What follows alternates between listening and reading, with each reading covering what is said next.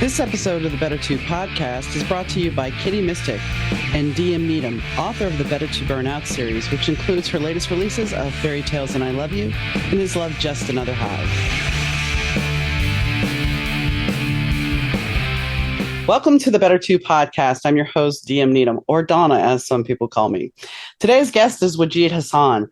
Wajid was on our show, I think season 1 or season 2, and I invited him back because, well, he had some expertise that I wanted to dig into a little bit more. So we have a conversation about the metaphysical. So if that's your jam, stay tuned. Hi, gang. Donna from the Better To podcast here. If you've listened to my show, you know that it always sounds great. That's thanks to the guys at Third Ear Audio Productions. Third Ear Audio helps podcasters, broadcasters, musicians, and business owners get their important messages out to their audience. Rich and the Third Ear Audio team are easy to work with. They're efficient in understanding that your message is important to you.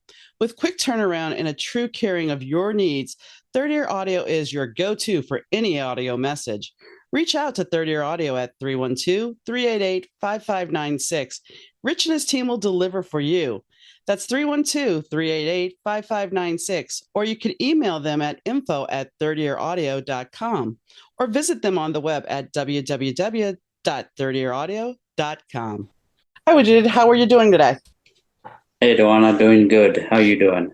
I'm doing good. It's been a while since we talked last. And since we last talked, I've done some exploring, and I was like, there's somebody I talked to before that I know would have some interesting takes on things that I have recently studied and taught, as well as explained to other people. And I wanted, because I'm no expert, and nobody ever is totally an expert, but it's always good to have that other opinion of a like-minded person. So I want to dive right into talking a little bit about past lives, because many years ago I had a dream. And I ended up in another dream I had not too long ago, about 2 years ago. This dream showed up, this past life thing, because in this past life, in this dream I had back in, I think, 2007, I was at this fairgrounds, this park. It was like a World's Fair exhibit had been there, and I was on a double yellow Ferris wheel. And in this dream, which felt very real, I was on this Ferris wheel. I got near the top, and suddenly I was falling. Now, the interesting thing is, usually when you fall in a dream, you wake up. I didn't wake up. I didn't wake up for a few minutes. So, I looked it up at that moment, and sure enough, back in Dallas in 1955, there was a state fair. And at one point at the Dallas Fairgrounds, they did actually have a World's Fair there. So everything that I saw in my dream, and I had been there once in my life, in this incarnation, I had been there, I think, back in the early 90s. And I didn't go to that side of the park, so nothing triggered. So when I looked this up, this girl fell, and her and 2 other girls fell. She died. Okay, fair enough. So fast forward to 2 years ago, and in the middle of a different dream, I step outside of this building I'm in, and I'm like, oh, look, there's a double yellow Ferris wheel like the one from my past life. I have to take pictures of it. And so this sent me down a rabbit hole. And I went and did this whole investigation more into this. And the fact of the matter is, she didn't die when she hit the ground. She lived for a bit afterwards. And so I sat there, and somebody had told me in a reading not too long before this, she's like, the way your body is jacked up, you must have been a soldier or something. Well, falling from 92 feet in the air would do that. And in the past life, what we don't talk about, and this is why I wanted to bring you on too, is because in past lives, we don't talk about how we can bring those injuries into our bodies. So Absolutely. So, yeah, I mean, it was just very weird, because all these little pieces, and there were similarities about her mother and about my life and her life, and like where our nodes are. And granted, it's Western astrology, but I have the Aries North node. She had a Libra North node.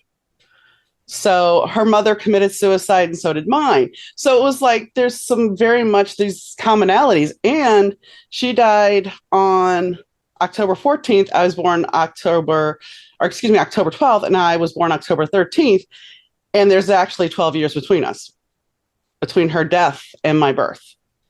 So it's very weird. And I know people are listening going, this is kind of batshit crazy, but it's weird, especially when I lay out all the case evidence. Well, see, the thing is, you see, it's weird for other people because people don't have the information about reincarnation and past lives. And there's nothing weird at all. I totally believe in your experience. Um, recently my sister told me that she had a dream where she was in France and she was thrown off the bridge on the River Seine and drowned. And she remembered that. And then she got to go to France herself and went to the same bridge and realized that, yeah, that was her that was thrown off the bridge. So, me, you, my sister, and millions of people around the world have had these kind of experiences, these dreams of past lives, and even dreams of the future. But we'll concentrate on reincarnation and past lives here. Um, the biggest, I think, the worst thing that the Orthodox religions have done is hide the truth of reincarnation to the masses. The Christian religion in AD 450, prior to that, actually taught reincarnation. And then with the meetings of the elders of Constantinople in AD 450, they changed the teachings of reincarnation that Christianity taught and put in the one life to live in order so that they could control the masses by saying, look, either you conform to what we tell you in our dogma, or you will go to heaven or you will go to hell. And it's not only the Christian religion, but a couple of other Orthodox religions that have done the same. So there's millions and millions of people who've had these experiences and their ministers and priests can't explain it. No. Reincarnation, Donna, is a fact. It's not a theory. And I think it's important that, your shows like yourself and other shows that are bringing this forward. It's one of the truths that's been hidden from the masses, and it needs to be reintroduced again, because there's so many factors that's going to be positive when the true teachings of reincarnation are given to the masses again. And they will be, because you can only hide truth for a certain while, but karma eventually catches up and the truth is finally exposed. So I think there's a lot of people questioning their religion, a lot of people questioning what, I mean, reincarnation, it answers the inequality of mankind. Let's face it. I mean, if there was, there must be a punishing God if we only have one life to live and somebody's born rich, somebody's born poor, somebody's a virtuoso in violin while somebody is, has cancer when they're 2 years old. It explains all these things. These are occurrences that we bring from our past lives. Don't you agree? Oh, yeah. I mean, there's certain things when I look at that, when I look at the fact that, why I've had issues with health since I was a kid. My body, in fact, which really makes a lot of sense with the whole falling, because when I was a kid, my mom put me, the best way to describe it was they were called cables to me. But if you've seen Forrest Gump and he's running in those braces, I had that for a very brief time because my leg used to turn in, which would be prime example for a fall from, such a great height that you were not properly balanced. Right. And, when you look at people that have birthmarks, the birthmarks are usually from where they died. And most people don't get that because, and it's very true. I will go along with the statement about religion is equal to control. It really is, because if we make you believe that if you do this, you're bad. But even now, and that's the weird thing about now, is that people are touting about the Bible, but yet and they used to tout what 10, 20 years ago, what would Jesus do? But now it's like, oh no, that's not right. Don't go along with those teachings. So they're trying to play it both ways, but it really all it is about control. It's not about religion anymore. It's just about control. Well, I think the truth of reincarnation, there's so much evidence. You just have to go on YouTube and look at the evidence there was a young lad who remembered being a fighter pilot, and The fashion crashing designer. into, and so there's the evidence is overwhelming. And when the evidence is overwhelming, eventually it's been told by, the master that I follow, that the people who have hidden the truth of reincarnation will be replaced by those unorthodox people who will reintroduce reincarnation. One thing that the truth of reincarnation will do is it will make people think very seriously before they go to war. Like, who am I fighting? It could have been a brother or a sister or a mother or a father, because we're all interrelated. Right. And that's the truth of reincarnation. There is no such thing as a particular race or a country, because we're all races, we're all countries, we're all religions, we're all sexes. There's no guarantee that in my next life I'll be born as a male. Right. So we go through all these experiences primarily for what? So that eventually we can gain enlightenment and, get away from the ignorance. But it's countless lives of experiences that we have to go through. And, people who are mired in their orthodoxy and that their God is better or their flag is better they're just living in ignorance. Mm-hmm. Because I think the greatest sin on this planet is ignorance. Because if people were enlightened, you wouldn't have all this mass murder and killing and racism and wars and all that. And it's based on individuality. It's based on devotion to a country or a religion, and it's all lies. It's all based on lies. So eventually, I'm of the firm belief now that there's going to be a great change that's going to occur on this planet for the better, even though things seem to be very, very bad. And thousands of people recollecting their past lives, and it's something that religion, even their parents, young children remember their past lives and they talk about it, and their parents like poop pie and say, oh, that's just your imagination. And when it isn't, especially when they're young, they remember their past lives. So I'm 100% behind you in regards to past lives and reincarnation.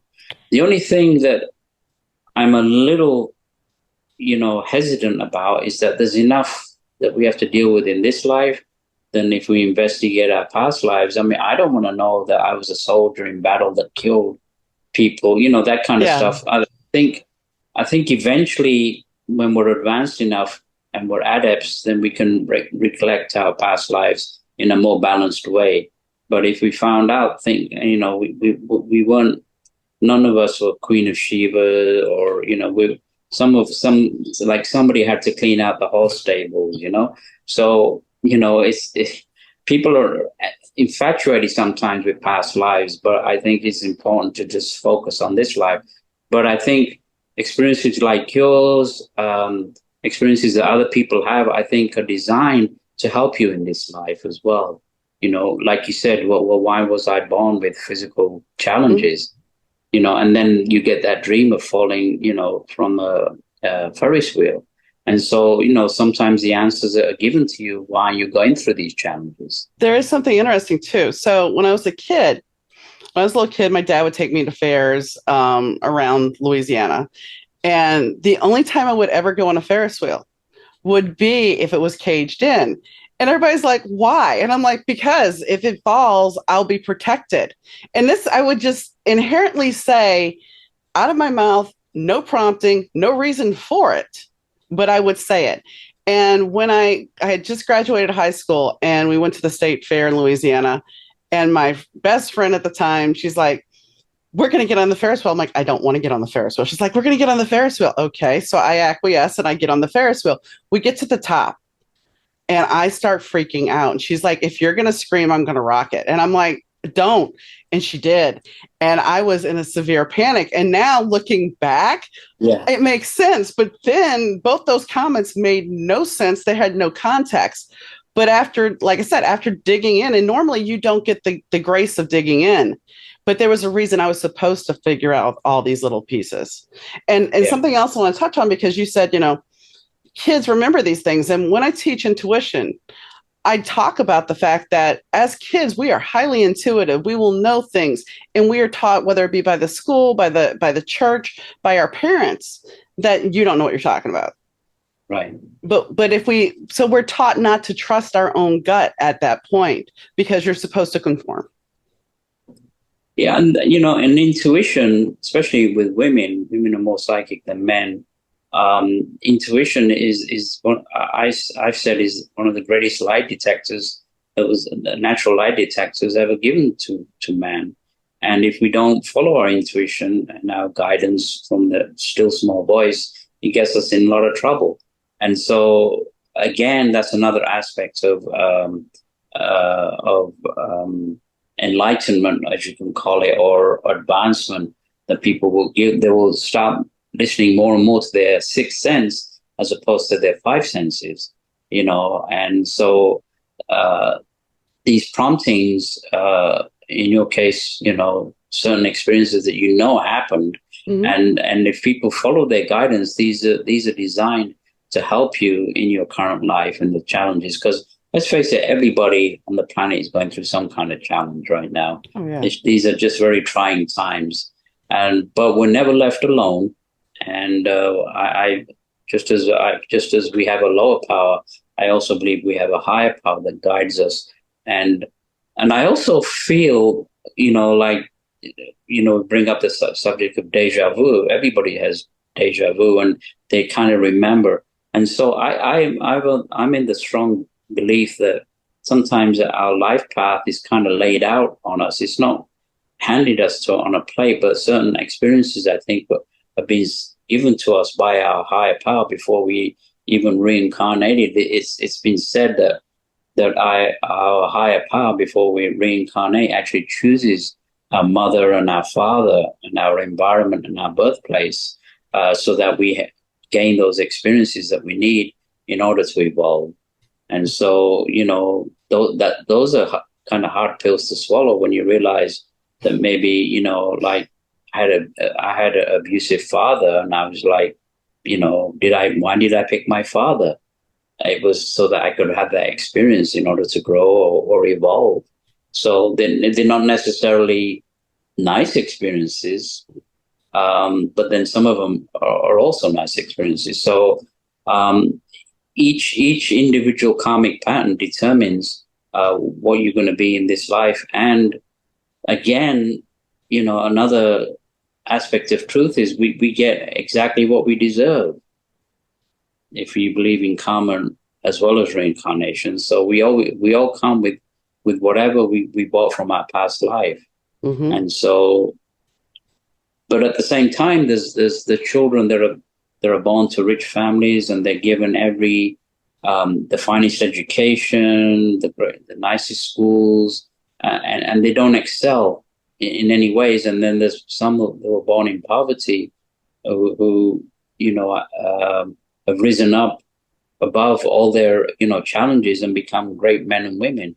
So there's reasons sometimes why it's not necessarily, it may be an advantage to be born with challenges, because once you've overcome those challenges, not only do you have the experience, but you can also teach other people these experiences. Very true. And, when you're talking about karma, it's interesting because when my mom passed, I guess about several years later, actually went to the person that taught me how to read tarot. She also was a medium. And so I asked her this was before I got into my own gifts, but I asked her, I said, can you look into my mom? And she's like, your mom always finds somebody to help her check out.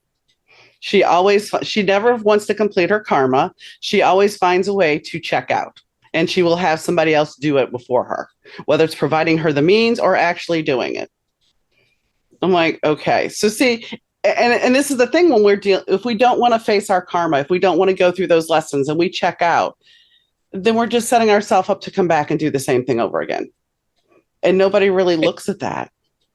Exactly. And, that's why people have to be careful with suicide because, because you probably reincarnate and have to go through those experiences again, maybe go through suicide again. I don't know, but there's some very, very painful experiences.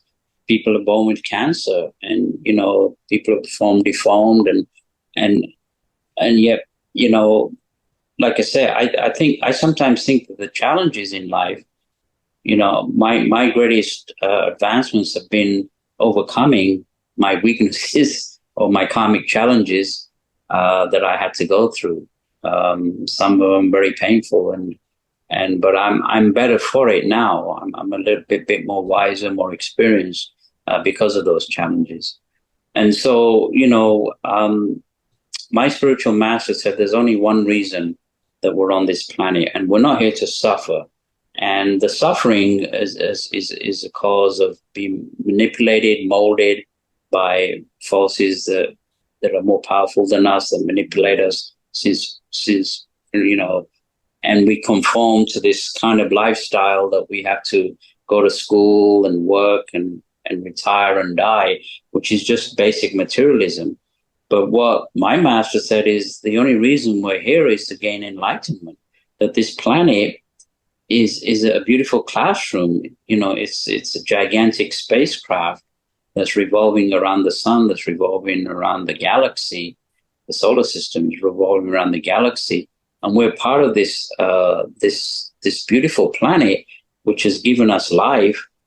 And people just abuse it. They pollute the planet. They pollute the planet. They cause wars, and these are all man-made things. But they're not our destiny. They're not our heritage.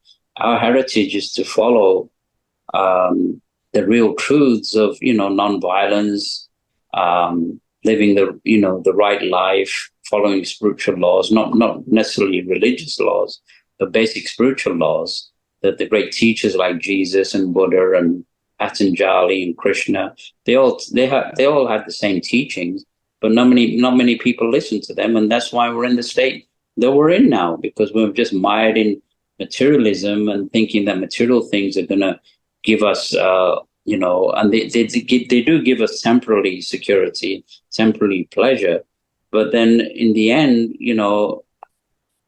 what needs to be really fed is the soul.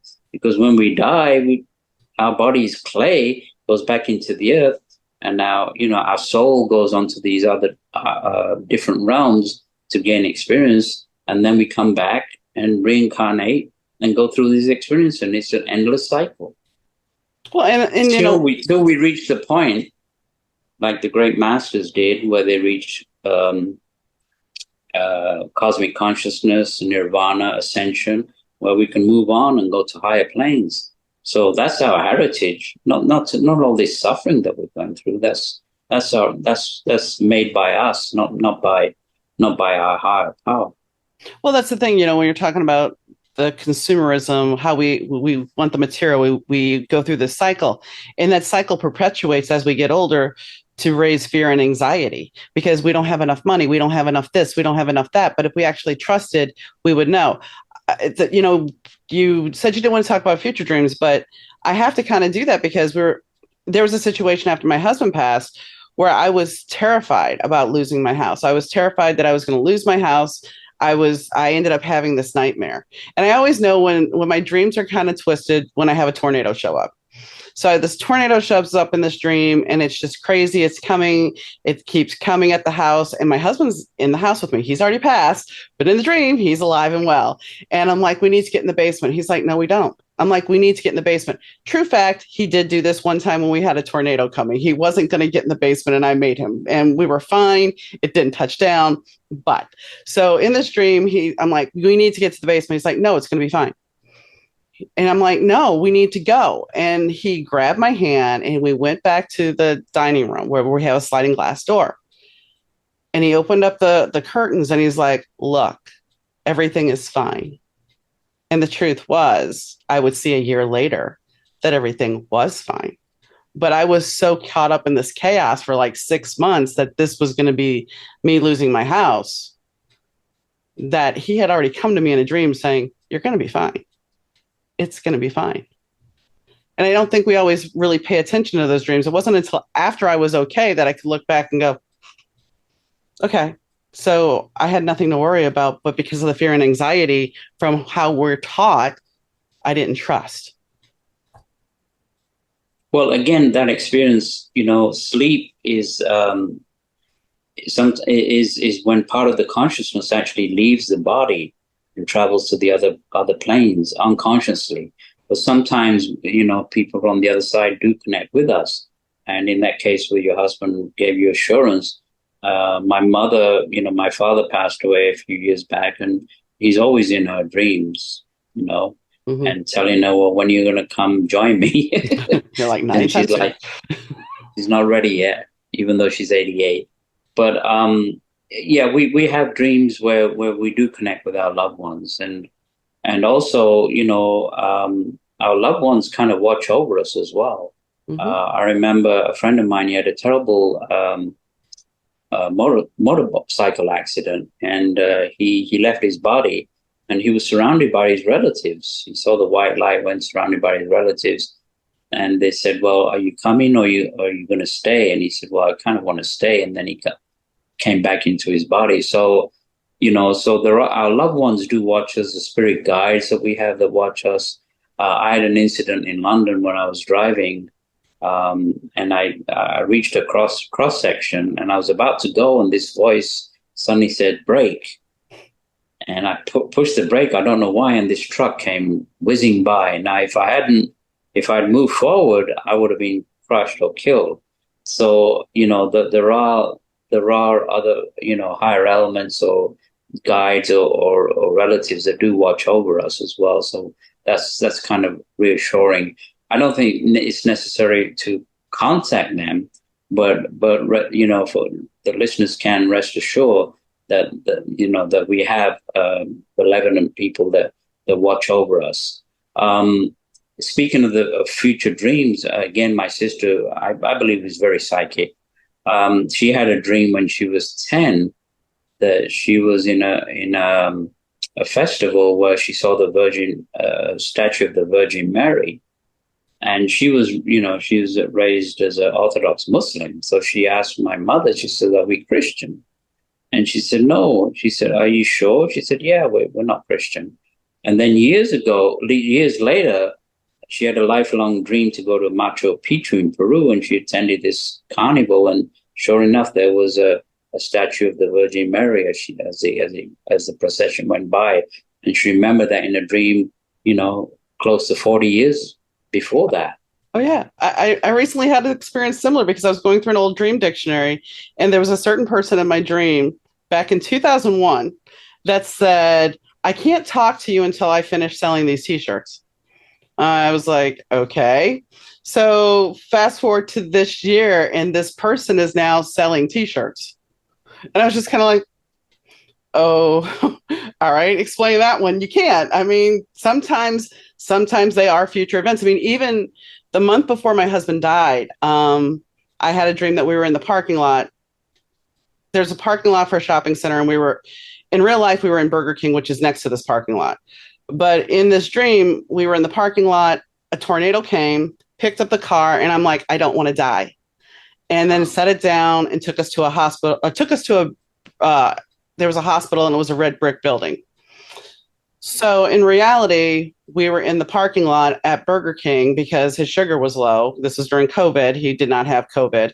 He died of a heart problem. But he basically, in the car, died.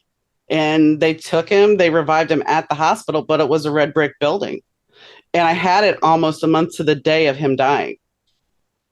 So, I mean, sometimes it can be immediate. Sometimes it can be much longer in between. And I think that's the thing. It's like if we actually pay attention to our dreams, sometimes, yes, it's the symbols. And that's a lot of people get lost. They're like looking for those symbols that's in the dream dictionary. But the thing about that is Sometimes a symbol isn't going to mean the same thing. A cardinal may mean something else to you. Maybe it was your grandmother's favorite bird. Maybe, a flower was your dad's favorite. It doesn't mean necessarily what is in that dream dictionary. While they're great, and sometimes that symbolism does ring true, sometimes that message is more personal to you. Yeah, absolutely. And the thing that, again, coming back to intuition, is, again, you have to delve into your intuition and find out, instead of making your own conclusions, is find out what your sixth sense is telling you about that particular experience or that particular dream. Absolutely. Especially when that dream feels real. Because I know we've all had those dreams where they feel real. And sometimes I do believe when they feel that real, you're actually astral traveling. And I know somebody most likely is going, wow, she's jumped the shark. But here's the thing, as you were saying about going to different realms, if they feel so real that you feel like you've connected with somebody, how can you question that? And another thing that people have to understand is that when we die or we project to these different realms, they're just as physical as the physical realm. They're just on a different vibrational sequence. And if we go on that same vibrational sequence, my yogi master projected consciously to these other realms. And he says, if you sit on a chair, it will be a solid wooden chair. And if you hit your head against a brick wall, you will hurt your head, because you're actually on that realm, in that vibration, conforming to that vibration. And they're just as physical as the physical realm that we live in. I would agree. So, yeah. And he said, and being a yogi master, he's projected to these realms. He said there's 6 levels above us and 4 levels below us. The lower levels are called the lower astral realms, and when we die, and there's level, he said this is level 1, and there's from 2 to level 7, and he says when we die, we go to the realms that our vibration sends us to. So again, karma is just, and so if we've been a murderer or whatever, in this life, we will probably end up going into some of these lower astral realms. Or if we've been healing, or if we've been good, we go to these higher realms, which are more pleasant. So we stay on those realms, and then just like here, we die on those realms, and we're reincarnated back. So it's an endless cycle. And that's, when we look at the bigger picture of that, it is an endless cycle. It's like we have to try to start looking at being better people than what we are. As you were saying, people want war. People are starting wars. And what's scary now is because now you have the religious zealots that want the second coming of Christ. They want this to happen. They think that they're going to manifest this if we go to World War III. Why? Why would you want that? Why do you want people to die? And that's what always kills me. And I don't want to get political, but I have to say this. People that sit there and claim that they're pro-life, but yet you support war, you support guns, you support you don't want to support taking care of a child. So you're not really pro-life, you're pro-birth. And that's where I have a problem, because don't sit there because one of the 10 commandments is thou shalt not kill. And if you believe in guns and you believe in war and you believe in the death penalty, then you're violating that commandment, are you not? Yeah, it's total hypocrisy to go to church and pray. Like the Russians, Ukrainians, they follow the same Orthodox Christian religion, and they go pray and then they go kill each other. It's ridiculous. And again, going back, we listen to politicians, we listen to the generals, we listen to the corporate leaders, and they're putting us in a path that's just leading us to total chaos, destruction, and suffering. And it comes back again to the higher beings, the higher teachers, and there's no difference between the teachings of Jesus and Buddha and Krishna or all the other masters. They just came in different times, different cultures, but there's basic spiritual laws, like you said. What part of thou shalt not kill don't people understand? And and the fact is that we're all metaphysically connected. We're all one race, and until mankind realizes that there is no Jew or Palestinian, there is no black man or white man, because you could be a white man in one life and you can come back as a black man. Yeah. So this holding on to racial pride or religion, it's all a facade, because once again, the great teachers have said that we're all interconnected, and if you kill somebody, you bring the race down, or if you heal and uplift somebody, you bring the race up. And we haven't followed the basic spiritual laws: love thy neighbor, and helping each other, service. I mean, the greatest religion, I think, now in the age of Aquarius, is service to others, regardless of race, color, creed, or religion. And when mankind gets past that, then we stand a chance of saving ourselves, never mind saving the planet. But I also believe that the Mother Earth is a real living, breathing entity. I believe she's a goddess that's raising her vibrations. And as she's raising her vibrations, I think there's a spiritual awakening that's occurring around the planet, a universal spiritual awakening. And people are bypassing the hypnotic, drug of social media, TV, political, warmongers, and people are beginning to think for themselves. So I still have hope for humanity. I really do. But and again, the crux of that has to be understanding karma and reincarnation, which should be the first thing that they should teach the children, that you are responsible for your action and reaction. All action and reaction is opposite and equal. So whatever you do, you will get the reaction for. And so those two teachings should be in the first curriculum for children when they go to school, not math or science or any of that rubbish. Well, I mean, if you taught kids how to meditate and how to be calm and not be so stressed and not be so overburdened, it would be such a beneficial gift, but we don't. And I find it funny because when I was writing one of my books, I had put in there that they went to the Met, and I had this gentleman telling this girl about the ISIS creation story, that whole creation story with ISIS and everything. And I had only skimmed it. And she's like, well, wait. One of the people that was reading it for me as a test reader, she's like, no, you have to make that story longer. I want to hear more about it. I'm like, it's the creation story. Every religion has a creation story. It's the same story, just told differently. And I think that's where we lose track, is people don't realize that some of these stories originated way before Christianity ever happened. Oh, yeah. Absolutely. But we're gonna take the Christian version because that's what we're being sold, and we can go to heaven, and that's going to be wonderful. But what if there is no heaven? And I mean, you and I know I'm where you are with the reincarnation, but for these other people that don't understand that there's not going to be these pearly gates that somebody's going to come and say, hi, come on through. You were wonderful. Just because you drank, you beat your wife and everything, but you came and got absolved every Sunday. You're okay. You can come on through. Yeah, this lie of, your sins will be redeemed if you follow. I mean, that again goes against the law of karma. Nobody can redeem your sins except you. Mm-hmm. You have to take physical action in order to redeem yourself. One person is not going to take the sins for you. No. It just goes against the law of karma. And we get everything what we deserve. Well, I mean, when you think about the whole thing here, okay, so I gave my only son to pay for your sins.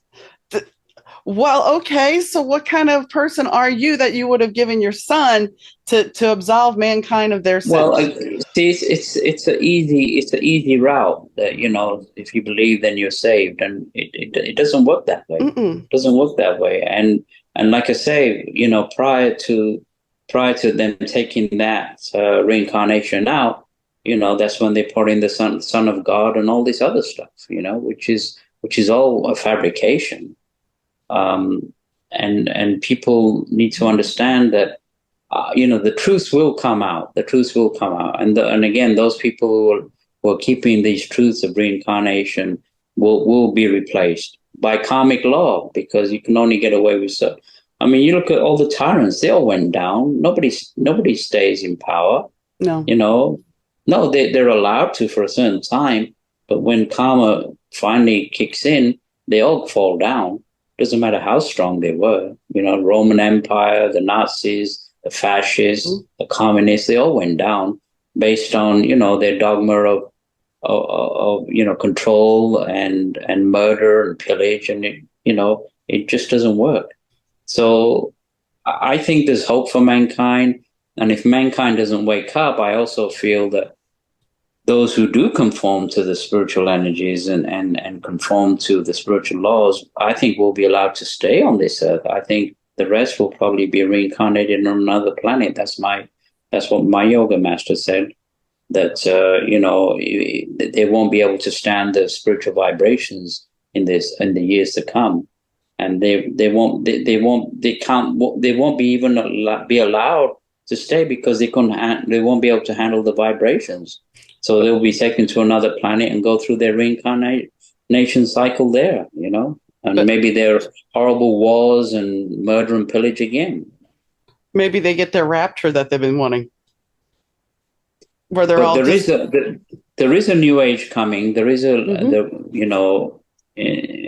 we'll be part of it, because we'll be reincarnating on and off the earth. But there will be an age of peace and enlightenment for this planet, because she suffered enough with this scourge of mankind, for raping her for her resources and polluting her body. All that's going to change in the future. And all the financiers, the warmongers, and the politicians, and the corporate entities. I mean, who needs $1 billion? Musk got a $56 billion, pay settlement with his investors. I mean, who needs that when children are hungry, in other countries? It's total. It's total. Materialism at its worst, greed at its worst. And we are our brother's keeper, and all, wealth distribution has to go for everybody, and not just a minority who control the masses. And that's what's happening right now. I mean, how many boats do you need? How many cars do you need? How many houses do you need? If everybody had a place to live, and we had more humanity, and people are like, well, homeless people, it's like, homeless people end up on drugs and stuff because they can't sleep at night, because they don't know if somebody's going to come in and take them or hurt them. They don't know. And our world is so twisted now, and there should be compassion. There should be love. But instead we have people that want to just rape the planet and just have greed and not any respect for anybody else's religion or anybody else's thoughts, that they are right. And no matter what, they have their voice, and they can go to town on you. And dare you say something, especially if certain things happen in the upcoming election. If certain people get elected, here is a fascist. And let's be honest, he's a fascist, no matter what anybody wants to say about it. And I don't talk about him normally. But if he had his way, he's going to be retaliating against all his enemies. What? This is not a president. This is a fear-mongering person. The true politics, it doesn't matter this country or any other country. They said that true politics has to be based on a genuine spiritual desire, a universal spiritual desire to help everybody, not just special interests. And that's true politics. The rest of it is all rubbish. It's just absolute rubbish. And it's conforming to one side, and just the fact that they have different political systems again shows the madness. Because in the end, there should be just one political system, which is a spiritual one. Everybody helping each other, and this planet has everything that we need. There's no shortages. The famine and the starvation and the inequality. Again, we've created that. And the thing is, you and I and everybody else on the planet are responsible for the conditions. We can't just blame it on the minority, because we created these minority monsters that have control of us. I mean, look at debt. If you're in debt, how can you go into the arts or spirituality or meditation, if you're always, paying off your credit card or your mortgage and all this stuff, and those things, the financial system of this planet is designed to crush our spiritual growth. If we didn't have the financial system, which again holds countries hostages, all that's going to break down. I also believe that there will be another world teacher. I don't think it's going to be Jesus. I think it's going to be something even more powerful that will probably land openly and declare himself, and I think it's going to happen when the financial systems of this world collapse and people will be looking to something higher. I believe there will be another Messiah that's going to come, but I believe that it will be for everybody, not just for the Christians or the Jews or the Muslims or even the non-believers. It will be a universal approach till we start realizing that we are one entity.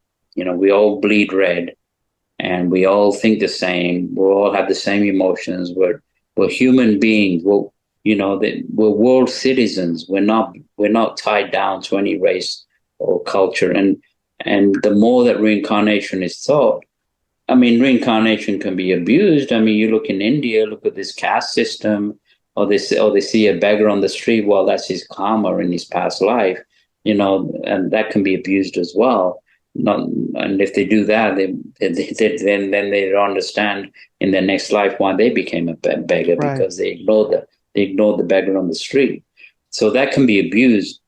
But the West is primarily absorbed in materialism, how much money, looking at celebrities and, yachts and boats and, and how rich somebody is.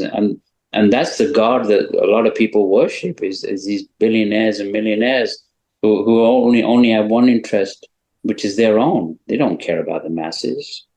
No, and that's what's unfortunate, because they're the ones that are in charge. They're the ones that they want to create a society. And the fact is, what I think they lose track of is, if you keep raising prices and you keep making it harder for people to be able to afford things, then we're not going to buy your stuff. We're not going to be able to consume your products. And then what are you going to have?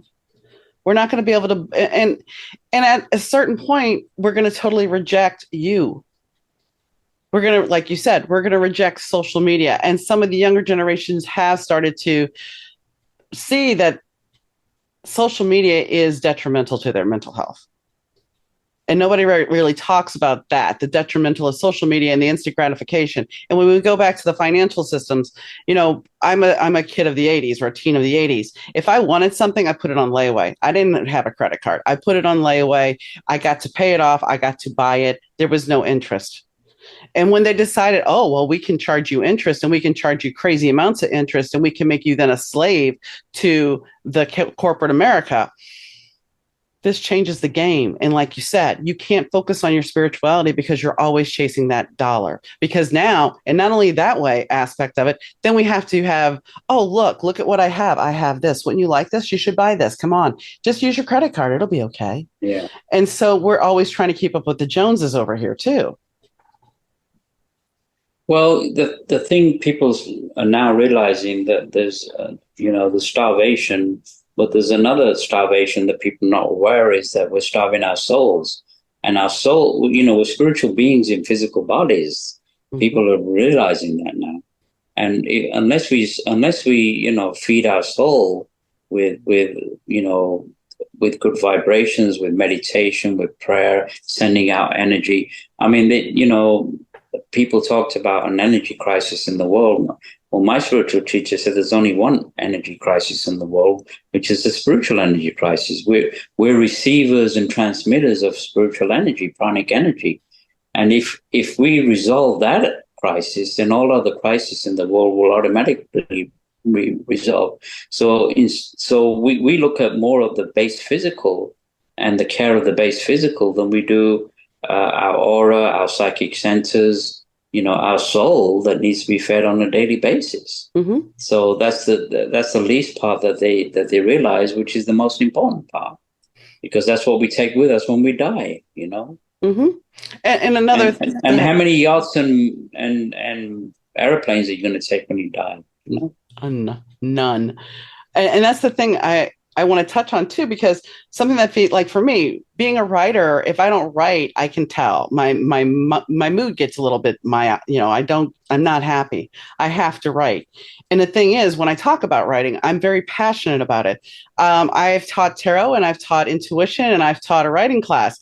And one of my students who has been there for all of it, she's like, "You're a great teacher at all of it. But when you talk about writing, you're passionate about it." And the reason why I'm touching on this is because as a reader, as a tarot reader, I've had clients come in and I will like, you need to focus on creativity, you need to create art. And they're like, but I'm not artistic. And the thing is, somebody told you when you were a kid that you couldn't draw right or you didn't do something right. But the thing is, in your soul, you have to be creative because that is where your soul connects to a different vibration. You're fulfilling by creating something, even if it's just a stick figure. If you're enlightening and you're lifting up your spirit by doing something creative, not just meditation, but creationism, you're going to raise your vibration. And I don't think people realize that. Yeah, I mean, I think, I was, again, my spiritual master, things like the arts, writing, music, painting, poetry, all these things are designed to raise your vibrations. Absolutely. And young kids are mired in violent video games. What do you think their minds are going to lead them to? Yeah. So, we are affected by what we see and hear.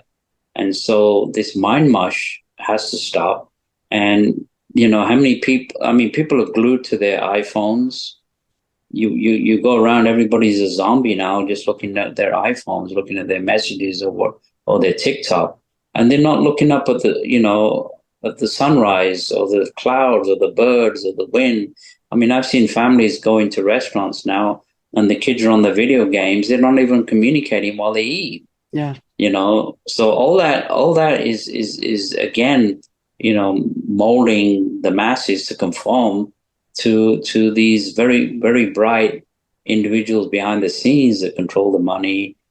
Anybody who controls the money controls the world. And these financiers, they're holding countries hostage by lending them billions of dollars, and they charge interest, which is like millions of dollars in interest. So what the countries do, they raise the prices of food and gas and whatever, and the normal man suffers while these people, But again, there's going to be an end to that. It can only go on for a certain time. And karma, when karma says something's going to change, it will change.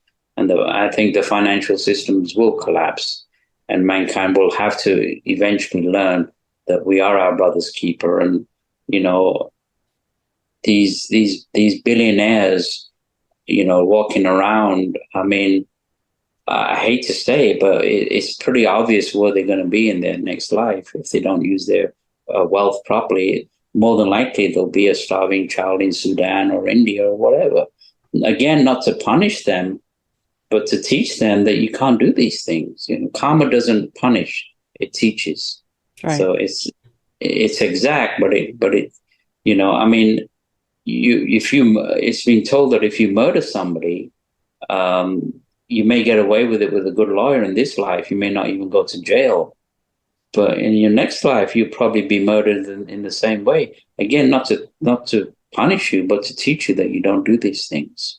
Right. I mean, and so go ahead. The law of man is designed, to help anybody who can bypass the laws of man and have a good attorney or have money, and they can get away with stuff. But they can't get away with the law of karma. You just can't get away. No, and that's people don't seem to understand that. When you're talking about how they sell us the message, when the Hunger Games came out and the movies were very popular, and I remember my husband and I went and saw it, and I looked at my husband and I'm like, so are they trying to tell us something? And then shortly after, McDonald's and Taco Bell and everybody started turning their buildings into gray mass depressive looking things. And I'm like, Are they trying to tell us something? And then surely our economy has gone downhill and everything has gotten darker. And so it's like, I think if you look at the subliminal, you can see that we're being led this way. We're being led to face this. The Handmaid's Tale was such a popular thing. And now we have all this discussion about women's rights and how people would like us to be back in the Handmaid's Tale. So it's like sometimes I think we are presented with these things in entertainment that actually have messages that may be leading us to a different place if we actually paid attention. Oh, kids are molded from Disney Channel. They buy the same clothes what the other kids are wearing, same items because they've been bombarded constantly by commercials, and so they've got them since they were little babies until they're older, and then they can conform them that way. So there's only one way to break the mold, and that's to delve within. That's to delve within and find our own inner power, our own higher power, and project this light out, because they say in the darkness shines the smallest light. So if enough people go within and send this power out, we can change. I think the next peaceful revolution will be a mental one. So we have to mentally send out these vibrations which affect everybody on the planet. And by sending out this spiritual vibration, this healing, this power, or whatever we believe in, it's the only solution that's going to help. This Maya or illusion that we're in right now. I think that's the only solution that hasn't been properly addressed, and everything else. I mean, sending billions of dollars to another country to kill people on the other side. It's just an endless cycle of suffering. No war has created a lasting peace, and it never, ever, forever will. Well, Dwight Eisenhower once said, he warned us about the military industrial complex. He said not to ever let them take control. And that basically is what has happened. Because, when my father-in-law was in the Navy, when during World War II, he worked on the boat. He learned to trade as a barber. He learned to work the shop. He learned how to do other trades. Now all that's farmed out. We have other people doing that. And not that he wasn't proud to be in the Navy, but he needed to serve his country. And at that time, things were serious. But now we create war to create war. And I remember being a kid, my mom said, "Oh, we need another war." And I think this was in the 70s. I'm like, what are you talking about? It's good for the economy. And I just looked at her like she was insane. Why does war have to be good for the economy? Human life matters more than what somebody can make. But well, the stocks of the defense companies go up tremendously. Mm-hmm. The war, they love it. They love it. Mm-hmm. You can sell all these arms, and it's all about profit and money. And so if 30,000 children get murdered, well, its stock is up. Yeah, collateral damage. That's the way to look at it. That's the horrific aspects of war, and it's a disease that has to be eradicated. Yeah, it has to be. Because here's the bigger picture that they don't think about. So because you've done this, and some child survives, and you're the one that supplied those weapons. Well, you've now radicalized. Somebody can go over there and radicalize one of these children to make them an enemy of you. And the sad thing is that most people that are in that country, and this goes back to your statement of we are all the same. Most people in this country don't want a war. But yet, if we're supplying and our leaders decide to put us in there, now all of us are now part of that target, because that's the name of the game. It doesn't matter about the people actually in the countries. It's what the bigger powers want. And that's what's sad and scary, because we think that we have these people that are our people, but they're not. They're beholden. Yeah, but the thing is, Joanna, you have to understand that is we created these people. Mm-hmm. So the masses created them. So the masses, I think eventually the masses will rise up in peace, and they can only take it so much, and eventually they'll say we're not taking this anymore, and they will rise up, and a greater change will occur, a peaceful change, because like I say, violence only brings more violence. Exactly. Exactly. And I wanted to touch back on something because I had a guest that I interviewed recently, and she was talking about, because we got into the conversation about how murder podcasts are so big. And I have a friend who listens to murder podcasts all the time. And, I watch CSI. That's about as far as I'm going to go. And I've heard a couple of little snippets of them. And some of these true crimes are interesting, I will say, but I'm not going to watch it. But she said that she started having really bad anxiety. She was listening to him all the time, and she was having anxiety. She was having fear. And so she tells her therapist, she's like, I'm really just anxious all the time, and I got this fear. And her therapist is like, so what are you watching? What are you listening? What are you consuming? And she's like, oh, I listen to these podcasts all the time about murder. Quit listening to them. So she did. She's like, yeah, and my anxiety level went down, and I felt much better and much calmer after not listening to them. So that goes back to the energy work that we're talking about. If you're consuming something that is of the negative nature, it's going to affect you. If you're constantly bombarded by this negative energy of seeing death. I mean, when I was a kid, they would warn you before something negative came on TV. If you have small children, please remove them from the room, or it's people that are sensitive. That went out the window. Now we put whatever we want, and we don't even care. We don't even care. We just show you. We show you a guy blowing his brains out. There's a video game that I was playing a few years ago. I played it once and I never played it again.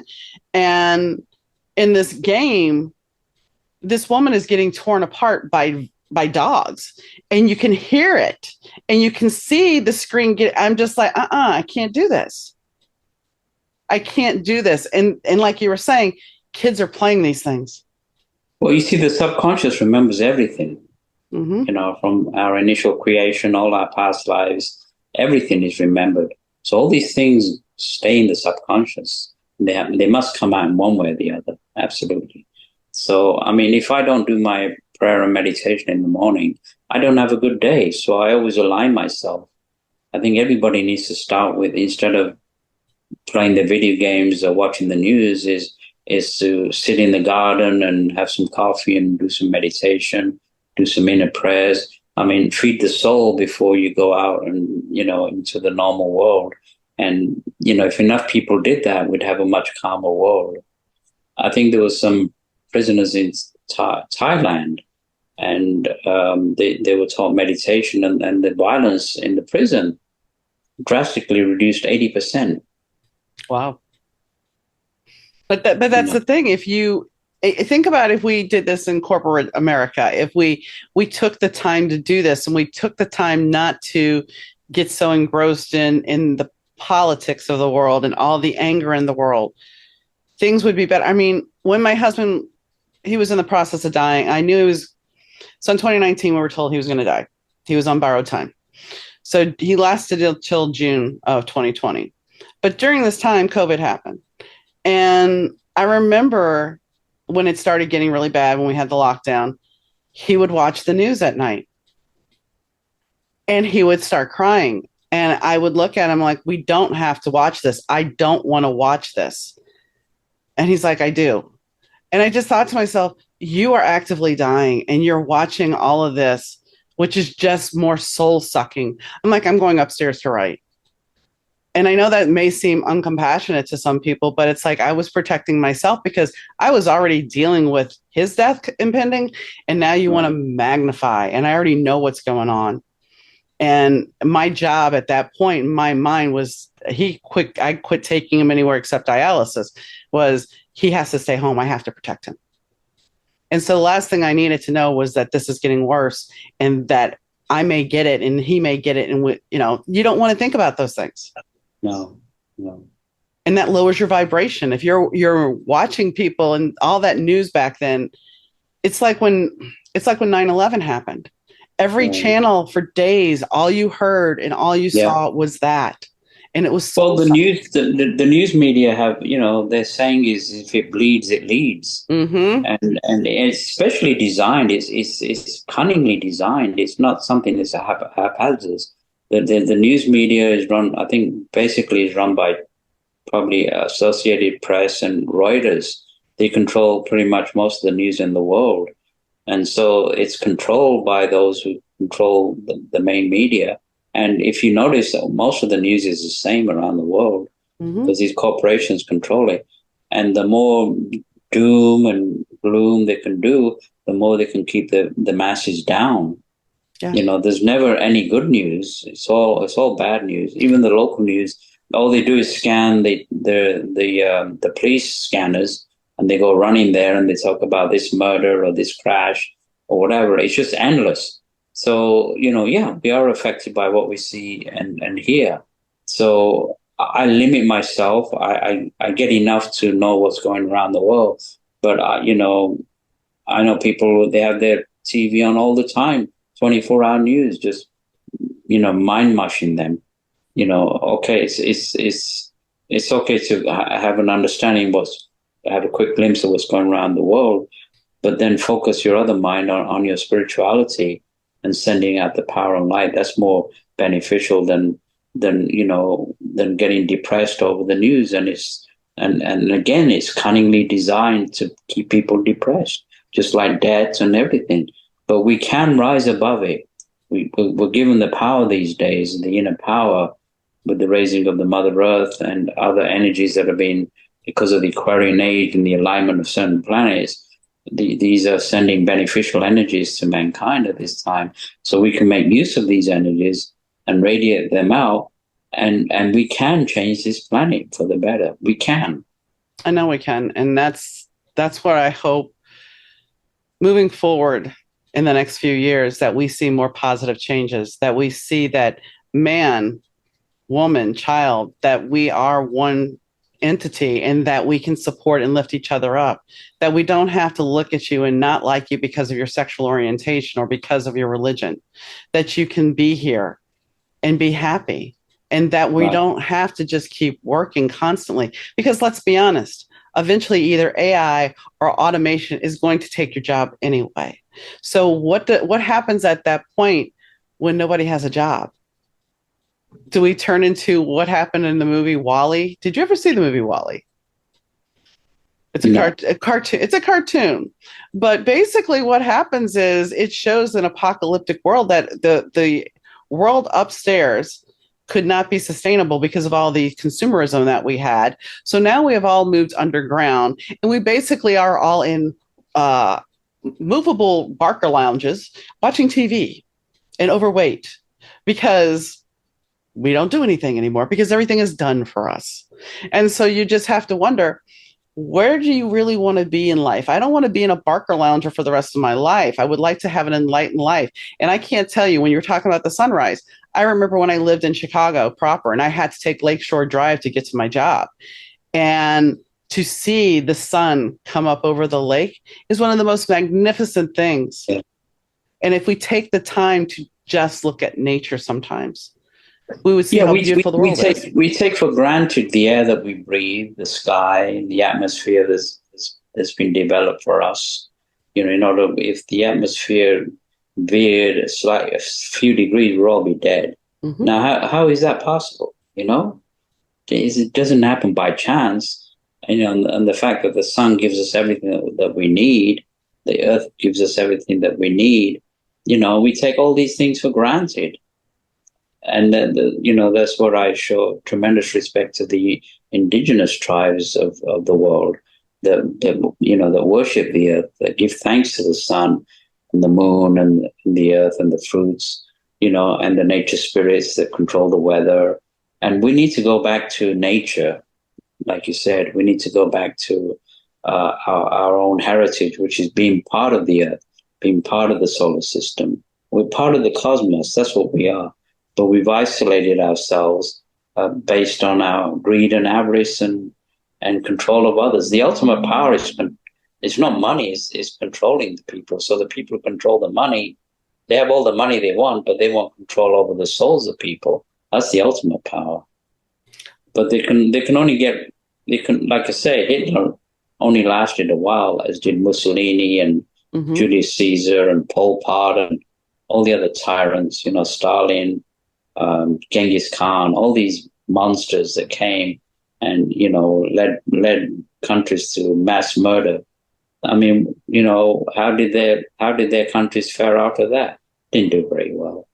They promised them, that they would have a better life, but in the end, they failed everybody.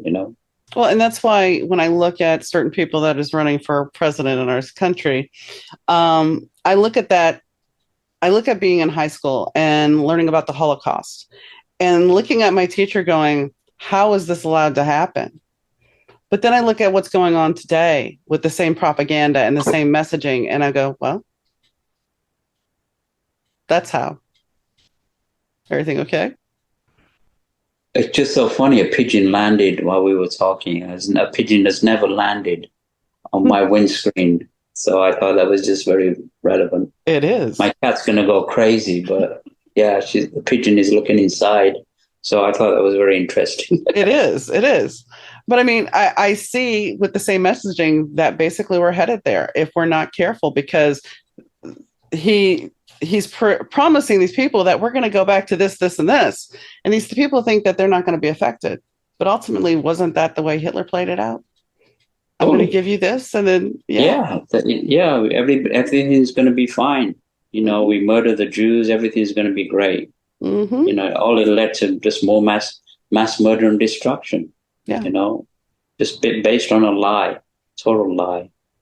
So hopefully we don't see that. Hopefully, but we have, when we're looking at planets, we have Pluto that's going to go back into Aquarius shortly, but before that, it's going to go back into Capricorn, where it's headed right now. And Pluto is all about destruction. And the democracy has been overextended from what I've heard. So we're due for, unfortunately, the possibility of the destruction of democracy. So I hope not. But well, I think there's always a thin white line of spiritual workers who constantly send out love and energy, because the only transmuter of war is love, not hatred. So if we continue to send out love, universal love, not the love of, Valentine's Day kind of love, but right. universal, and nothing wrong with Valentine's Day love as well. But, universal love to every race and every country, all the animals, all the humans, all the plants, from our heart center, from the palms of our hands, our psychic centers, receiving the energy and transmitting it. That's our natural behavior, but we've ossified these higher centers, and we just work through the lower centers, which creates all this negative and hatred and greed and avarice. So we just need to raise our consciousness and operate from the heart center and send this energy out. And the thing is, Donna, it's so simple. It goes over people's head. It's not rocket science. It's, it's just basic nature. I mean, what does a mother do when a child falls? She picks him up and she rubs. What's she doing? She's sending energy from her hand into the little child's hand and healing him. We're natural healers. Animals can give healing, children can give healing. And that's what we need to revert back to, our natural, back with nature and sending out this love energy. I agree. There is one thing that before we wrap this up that I wanted to talk about real quick, because you were talking about how politics, the true meaning of politics, is kind of helping others. And when I think back to a person that was president, that had he gotten reelected, how different things would be. And that would be Jimmy Carter, because he had solar panels on the White House that Reagan removed.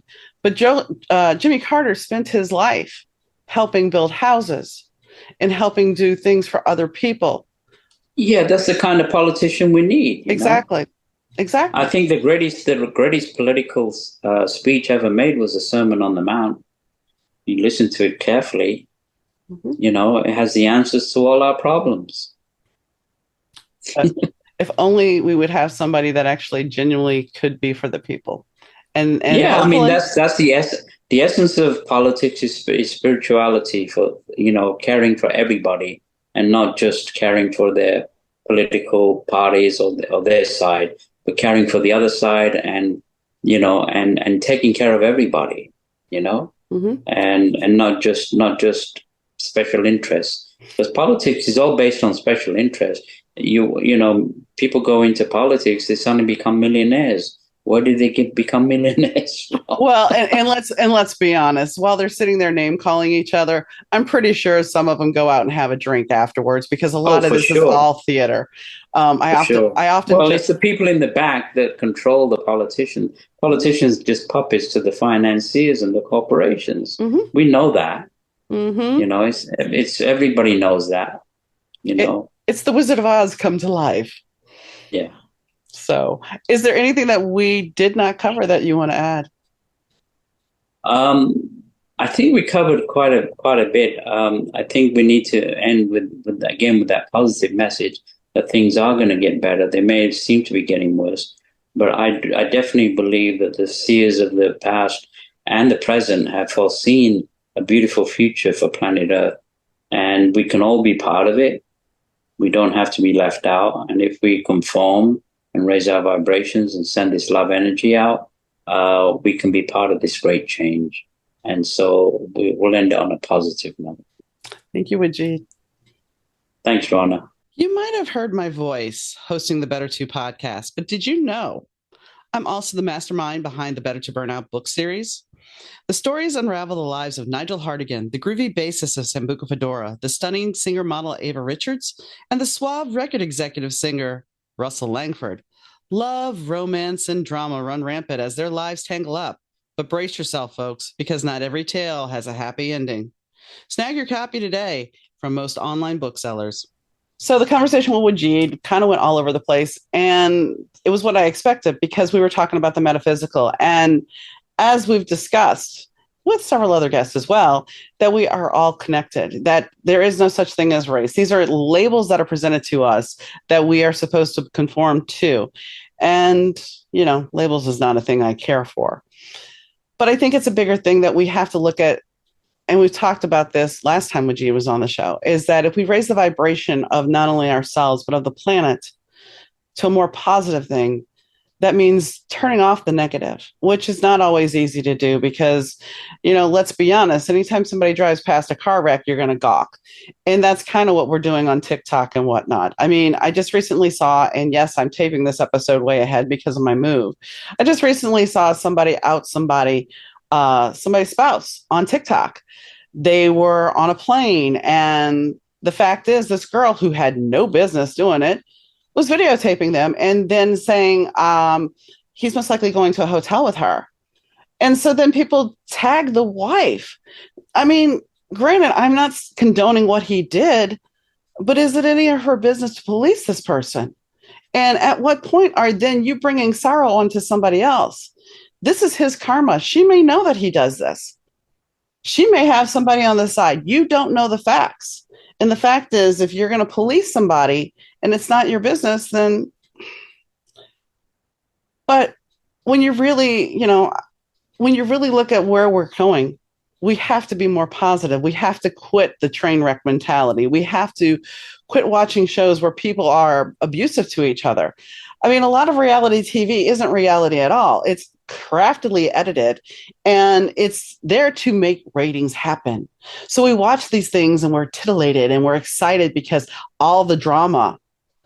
But then when you look and you go to a mall, and this was several years ago, but when you go to a mall and you see kids fighting each other because, well, that's what they saw on TV, when does this stop? When do you say stop the insanity? Because we can't keep living being abusive of each other. We can't abuse each other. We have to come from a place of love and compassion. And there was a situation not too long ago where, and I'm going to be very honest here, where I was in a situation where I admit that my house is kind of messy. There's been a lot of drama, there's been a lot of hurt, and I went through this is what grief looks like. But I was taken back to a moment, and I think I've talked about this briefly. When I was in fifth grade, I was given the Sloppy Award because my teacher was such a bitch, and she decided to pick on every one of us in a cruel way. So I got half of a jackass for being sloppy. Okay. But this is the same woman who, in the middle of the year, stood at my desk when this was the only private place I had to keep my things, stood there and lined up the kids to shame me to the trash. So each would pass a thing to throw it in the trash. This is pure shame. And the reason I bring this up, and this is energy. So I had somebody offer to come in and help. And I have other people that come in and help, and they help me great. And they're very nice and very kind. And they understand that sometimes I need compassion, that I don't need to be triggered. Well, somebody did come in here, and they came in and they were going to come back another time. And they're like, what are we going to do next time? And I'm like, we'll work in there. We'll work in the dining room. That's where we will work. And the fact of the matter is, they're like, well, we need to go in and look at it. We didn't. We had already both been in there 2 weeks before, and we had both already discussed this. But this person basically said, no, we're going in there. They would not take no for an answer. And then when they got in there, they basically shamed me, triggering that wound that I had. Now, I wanted to talk to Wajid about triggers, but I forgot. But that trigger, and I'm glad it happened in a way because it made me face this, that I do not need to be shamed. At that moment, I was upset. I didn't say anything, and there was other things in place that I was trying to control, that I wouldn't lose other things. So I was respectful. I didn't tell her to get out my house. I didn't tell her what I wanted. I sat there. I took it. My vibration was downbeaten. As my other friend who witnessed this said, it was like a dog who had dug in the trash and then had their nose rubbed in it. What I really wanted to do in that moment, and had I not had the constraint, was tell her to get the fuck out of my house. So I didn't do that. I told somebody else that knew her that I didn't really think that she should come back. And if she did, she needed to watch this. At that point, things changed. The constraints were pulled off. And I have seen the person again, and we've just waved to each other, and that's it. She will never step foot back in this house. And I'm okay with that. But my point of that story is sometimes we have to look at the vibration. And if somebody is willing to take your energy because it makes them feel good, because it gets them off, then that is not healthy. It's not normal. It's not right. Because we are energy beings, and we have to come from a place of compassion and love. And the people that come in here to help me, that's where they come from. That is where they operate from. They understand. And when a person is supposed to be helpful and they're not, and they're abusive, you have to step back and own yourself and be protective of yourself and your energy. Whether that's a boss, a parent, a friend, you have to protect yourself and raise your vibration. I'm not saying be abusive back to them. And I don't want to sound corny and say go high, but protect yourself. Protect who you are. Believe in yourself and take back your power. Because by taking back your power and your control and trusting your instincts and your intuition, you're raising your vibration. So, on that note, I hope you guys learned something. And I think you need to pay attention to your dreams. And you never know when that reincarnation may come up in a dream, because it came up for his sister as well, and a couple other people, several other people, millions of other people, I'm sure. So pay attention to that. Anyway, I'm resolving my clutter issue. I am. And that's a childhood wound that trigger had to be healed from. So sometimes when we get triggered, we have to face those triggers. And I know I kind of jumped there, but sometimes we have to face those triggers in order to heal and move on. So take back your power if you've given it away. And on that note, I want to thank Rich Sai from 30 Year Audio Productions for doing the audio. I would like to thank Fast Susie for the music. And of course, Wajid for coming on and having an interesting conversation. And yes, the pigeon, which we didn't really talk about on air, the pigeon hitting the window makes me think, stool pigeon? Oh, well, who knows? But anyway, guys, whenever you listen to this podcast, I thank you for listening. I'm sorry if anything offended you about politics or religion. There are opinions. You can have a different opinion. I don't fault you for that. But that's what I have to say. It's my show. So on that note, I hope you have a great weekend day whenever you're listening. And I'll catch you next time, guys. Bye.